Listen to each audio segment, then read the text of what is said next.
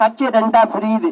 சேவல் சின்னம், புறா சின்னம்னு வருது. அப்ப அம்மா இங்க போடியில சேவல் சின்னத்துல நிக்கிறாங்க. நாங்க வந்து இங்க தங்கி இருந்து தேனியில தங்கி இருந்துதான் முழு பிரச்சாரம் இங்க இருந்து 3 நாள் 4 நாள் பண்ணோம். அம்மா வெற்றி பெற்றாங்க. அன்னைக்கு இதே அண்ணன் பன்னீர்செல்வம் எங்க இருந்தாரு தெரியுமா? புறால இருந்தாரு.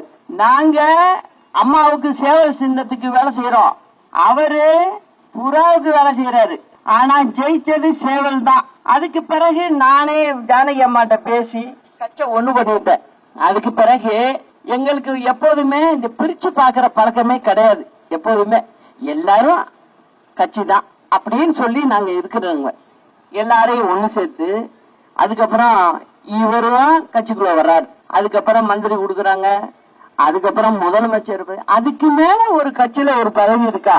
அதுதான் உச்சகட்ட பதவி. அதையும் கொடுத்தாச்சு. கொடுத்து இருந்துட்டு இப்ப என்ன பண்ணும் அவரு? இந்த மாதிரி ஒரு முடிவு எடுக்கிறதா? இது நியாயமா? அது தர்மமா? அது ஒரு நல்ல மனுஷன் செய்யற வேலையா? அது எதுக்காக சொல்றேன்னா, யாரு உங்களுக்கு முதலமைச்சர் பொறுப்பு கொடுத்தாங்களோ அவங்க மேல, என் மேல கருணாநிதி கேச போடுறாரு. அந்த கேஸ்லதான் எனக்கெல்லாம் தண்டனை வந்தது. அந்த கட்சியை வந்து தாய் கழகம்னு சொல்லிட்டு போனா யாரை ஏமாத்துறது? அது உங்களுக்கு வேணும்னா, உங்க பிள்ளைக்கு வேணும்னா பதவி வேணுங்கிறதுக்காக நீங்க போகலாம், அது வேற. தலைவரை தூக்கி எறிஞ்ச கட்சி அந்த திமுக. அம்மா மேல கேஸ் போட்ட கட்சி அந்த திமுக.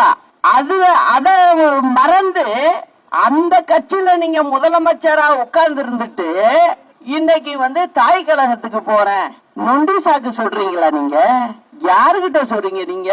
அதனால அவங்க வந்து உங்களுக்கு வாக்களிச்சிருவாங்கன்னு மட்டும் கனவுலே நினைக்காதீங்க. அதையும் நான் சொல்லிக்கிறேன். ஏன்னா இவங்க எல்லாம் தலைவர் மேலையும் அம்மா மேலையும் பற்று உள்ள ஜனங்க. இந்த ஜனங்கள்ட்ட வந்து உங்க வேலையெல்லாம் பலிக்காது. திமுக என்ன பண்ணுது? ஒவ்வொரு இடத்துல ஒரு பொம்மையை காட்டுற மாதிரி காட்டிக்கிட்டு போயிட்டு இருக்கு. அதுவும் ஜனங்களுக்கு தெரியும். நான் இருக்கிறப்ப விட்டுருவேனா அவ்வளவு சீக்கிரமா? எப்படி விடுவேனா? நீங்க நினைக்கிற மாதிரி ஆளு நான் இல்ல. எதுக்குமே ஆசைப்பட மாட்டேன். என்னிட்ட இருக்கிறது ஒண்ணுதான். தர்மம் இருக்கு, நியாயம் இருக்கு, நன்றி இருக்கு. நான் ஒரு வீட்டுல போய் ஒரு டம்ளர் தண்ணி குடிச்சா கூட அந்த ஜனங்களை என் உயிர் உள்ள வரைக்கும் மறக்கவே மாட்டேன்.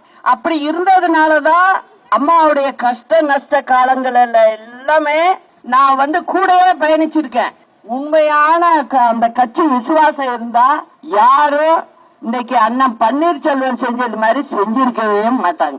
நீங்க செஞ்சது எந்த விதத்திலையும் நியாயப்படுத்த கூடாது.